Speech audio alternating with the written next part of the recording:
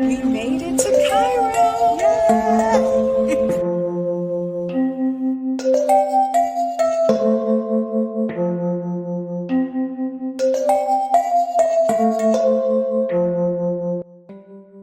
Hello and happy first day of COP27. I am so excited I could barely sleep last night, but we're here and we're ready for a big day filled with climate conversations. So far, I've walked around the venue and met new climate activists and really getting more excited about the day ahead. I am here at the first ever Climate Justice Pavilion here at COP27. It was started by Dr. Bullard, who's not only a board member for Climate Reality Project, but he is also considered the father of environmental justice. Right now, we are waiting for Mr. Gore to begin his speech around climate justice and how important it is and how we can move forward within this climate movement. Stay tuned.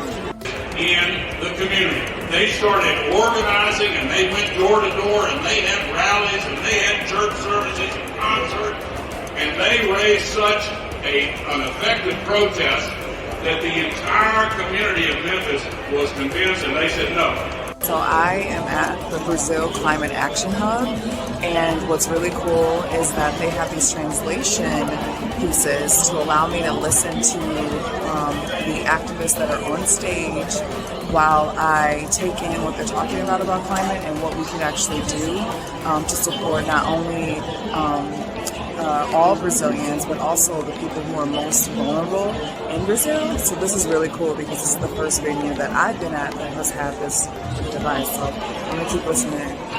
Today is day 7 of COP27, and the day has been filled with listening into different panels and checking in with leaders around the work that they're doing and the negotiations and everything that's happening. And what I'm walking away from very much after the past 7 days and connecting and networking with different people is that this is such a global fight and such a global community that many of us here are trying to make a difference, not only for that global community, but the community and the people that we have back home.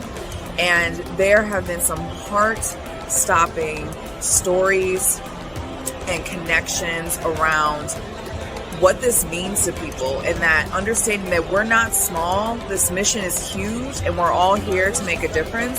And I am just so inspired by many of the activists that I am listening to and hearing their stories and connecting with them, and it makes me just really excited about the work we do at the Climate Reality Project and the work that we will continue to do in support of our branches, of the international work, and even the work that's happening here at COP, because what we do matters. And that's what we have to walk away from as we continue, as negotiations are continued at COP27, as people are continuing to connect and really understand what is at stake.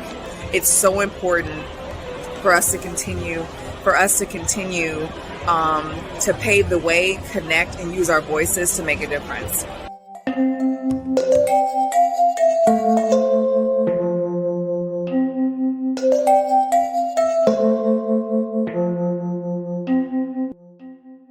Always remember that political will is a renewable resource. Well, it is. We've got all the solutions at hand. We don't need new solutions. We've got them. We just need to roll them out at breakneck speed. The model that the Climate Reality Project is bringing forward is really to empower people from all paths of life to become effective communicators on the urgency of the climate crisis. There is a lot happening, a lot of people here, and also a lot of young people, and I'm particularly happy to see so many young people also in the negotiation spaces. A lot of Pakistan is already undergoing flood. Climate change is one of the reasons. Though we have less than 1% to contribute to global greenhouse gas emissions, we are still the 5th most vulnerable country to climate change. At a conference like COP, we request the world leaders and all other organizations to decentralize the finance that is available for climate-related projects and also support locally led adaptation. Indigenous knowledge and knowledge practices are the solutions. Community-led alternatives to energy, to our food systems, to forest protection are the solutions. Well, we're facing this global climate emergency, and we've got to move from words to deeds and from pledges to the implementation of the actions that have been pledged. And I'm hoping that all of the members of civil society here, the NGOs, and especially all of the climate reality leaders who are here can add to the pressure on these governments to start moving because we need action fast. So, with this being my last day, I am leaving this conference with real hope. We're feeling hopeful about the future. It's going to take willpower, resilience, and using our voices in order for us to really continue to push forward. It's not an easy thing that we're doing in this climate space, but it is so important to just being able to live in a sustainable world. So I'm really looking forward to and hopeful for continuing to connect with different organizations, different individuals in order to amplify their voices, being able to amplify the work that we're doing and they're doing, and then also continue to push the envelope because we really need everyone's voice in order to make a difference and make a change. And that is required for us in order for us to have the future that we all envision. So I'm really hopeful leaving this conference through connection that we will get there.